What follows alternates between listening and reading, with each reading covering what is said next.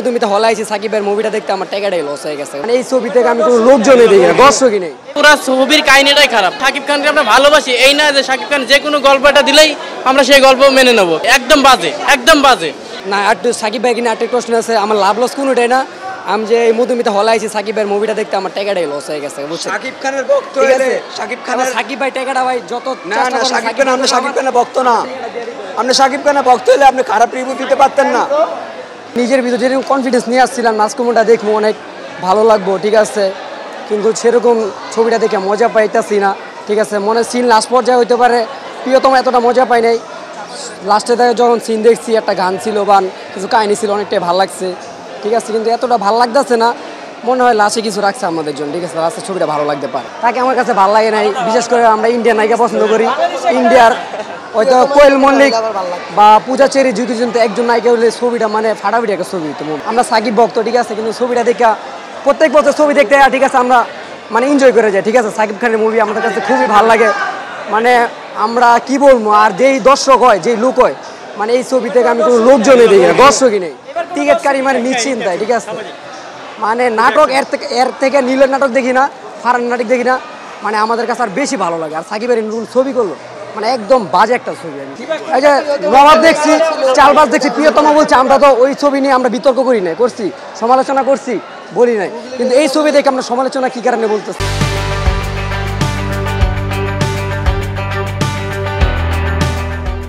সাকিব ভাইকে মা হিসাবে ভালো লাগছে, কিন্তু মানে একদম পুরো ছবির কাহিনীটাই খারাপ।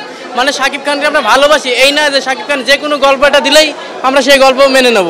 সাকিব খানের গল্প আরও অনেক সুপার হওয়ার দরকার ছিল, কিন্তু তার কোনোটাই হয় নাই। খালি একটাই চরিত্রই ভালো লাগছে, মাই লাস্টের এই সিনটা, তাছাড়া বাকি ছবির কোনো কাহিনীটাই ভালো লাগে না। একদম বাজে, একদম বাজে। এ তো অবশ্যই, এ তো অরিজিনালি নায়ককে তো অবশ্যই ভালো লাগবে। আর পরিবেশের সাথে পাশাপাশি তার যে অভিনয়, তার যে ডায়লগ, আলহামদুলিল্লাহ ভালো লাগছে। আর আমরা একটু মূর্খ মানুষ, যেটা সত্য কথা, আমরা মূর্খ মানুষ। আমাদের স্কুল কলেজ ভার্সিটিতে যাওয়া হয় না, বিশেষ করে হলের মধ্যে কোনো এক সময় আগে যেটা আমরা ছোটোবেলায় যে ছবি দেখতাম, ও তো মানে কী বলে রে, মানে স্কুল কলেজ ভার্সিটি এটার ভিতরে খুঁজে পাইতাম। কিন্তু মাঝখানের পরিবেশটা হয়েছে কি, এক গ্রুপ মনে করেন যে বোম্পিং মেরে হলের পরিসর নষ্ট করছে, আর এক গ্রুপ হলো ল্যাংটা ছবি ঢুকে হল নষ্ট করছে। আর এখন যে পজিশনের ছবিটা আজকে দেখলাম, অনেক বছর পরে বললাম আপনাকে, তবে ভালো লাগছে আলহামদুলিল্লাহ। এখন কি ছবির মধ্যে ডুবেছিলাম, আমি কোন দেশে আছি রে ভুলে দেবো। দেশ নিয়ে কথা বলতে গেলে যারা দেশকে ভালোবাসে তারা এই ছবি ভালোবাসবে। এতক্ষণ নিজেই সাকিব খান হয়েছিলাম, বাইরে আবার রাজু হয়ে গেছি। হলের ভিতরে যতক্ষণ ছিলাম ততক্ষণ সাকিব খান হয়েছিলাম, একটা দেশপ্রেমিক মানুষ হিসেবে হলের ভিতরে ছবি দেখতেছিলাম। নায়কই মন মানসিকতা দিলে যারা বড় হয়েছে তারা এই ছবি দেখে কাঁদবে, কিছু করার নাই। মানে আপনি ইচ্ছা করলেও কাঁদতে পারবেন না, ইচ্ছা করলে হাসতে পারবেন না, পারবেন? তাহলে ওই পরিবেশটাও চলে আসে ভিতরে, অরিজিনালি মস্তিষ্কের ভিতরে চলে আসে। আর অন্তরে যদি দেশপ্রেম থাকে, দেশ নিয়ে কোনো চিন্তা থাকে, দেশ নিয়ে আগে যাওয়ার চিন্তা থাকে, নিজে যেতে না পারেন, দেশ যেতে, তাতে আলহামদুলিল্লাহ। রাজকুমারটা সবচেয়ে ভালো লেগেছে, সাকিব খানের অভিনয়টা অনেক বেশি সুন্দর লেগেছে। প্রিয়তমাতে ভালো ছিল, কিন্তু রাজকুমারতে মনে হয় বেস্ট পারফরমেন্স সাকিব খানের।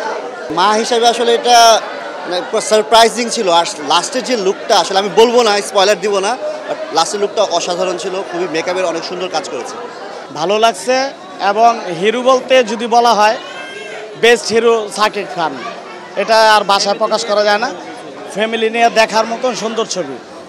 মাহিকে সাকিবের মা হিসেবে দেখে অবাক হয়েছে অনেক না, তারপরেও ভালো লাগছে, অবাক হওয়ার কিছু নাই। অভিনয় তো অভিনয়, যে চরিত্র যেটা ফুটায় তোলাটা হলো মেন বিষয়।